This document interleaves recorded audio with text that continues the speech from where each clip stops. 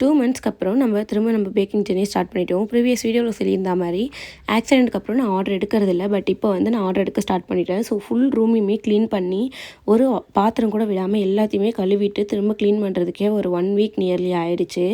இந்த hand Peter வச்சு பண்ணும்போது கொஞ்சம் பெயினாக இருக்கும். பட் வந்து நம்மக்கிட்ட இந்த மாதிரி மிக்சர் இருக்கிறதுனால நான் அதிலே போட்டு எடுத்துக்கிட்டேன். ஹே தேர், நான் உங்கள் நிஷா. எல்லோரும் எப்படி இருக்கீங்க? நான் ரொம்ப நல்லா இருக்கேன். இன்றைக்கி வந்து ஃபெரரோ ரோச்சர் கேக், அதுக்கப்புறம் வந்து புட்டிங் கேக் ஆர்டர் இருந்தது.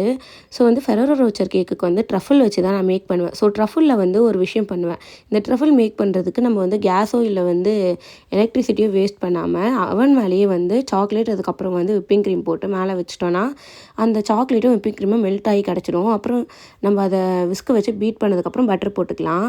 நான் இங்கே செஞ்சுட்டு இருக்கும்போதே வாசனைக்கு ப்ரௌனி உள்ளே வந்துட்டான். வெளில போடா அப்படின்னு சொன்னேன்னா அது போயிட்டான்.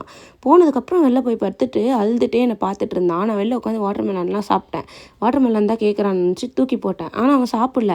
அப்புறம் பார்த்தா இதுதான் அழுதுட்டு உட்காந்துருக்கு, நம்ம சொன்னதுனால தான் அப்படின்னு சொல்லிட்டு புரிஞ்சுட்டு அப்புறம் கூப்பிட்டு அவனை கொஞ்சினதுக்கப்புறம் சரியாயிட்டான். அண்ட் தென் வந்து ஃபெரரோ ரோச்சர் கேக் வந்து ரெடி பண்ணிட்டு இருந்தேன். அந்த டைமில் வந்து நம்ம பிரெட் புட்டிங் கேக்குமே ரெடி ஆயிடுச்சு. ஃபெரரோ ரோச்சர் கேக் வந்து உள்ளேயுமே வந்து நான் ஃபெரரோ ரோச்சர் இன்ஃப்யூஸ் பண்ணி தான் பண்ணுவேன். இது ஒரு பென்டோ கேக்கு. பட் வந்து பென்டோ கேக் பாக்ஸ் இல்லாததுனால நான் இப்படி பேக் பண்ணி அவங்களுக்கு கொடுத்துட்டேன். கேக் எப்படி இருக்குன்னு சொல்லிட்டு கமெண்ட் பண்ணுங்கள். தேங்க்யூ.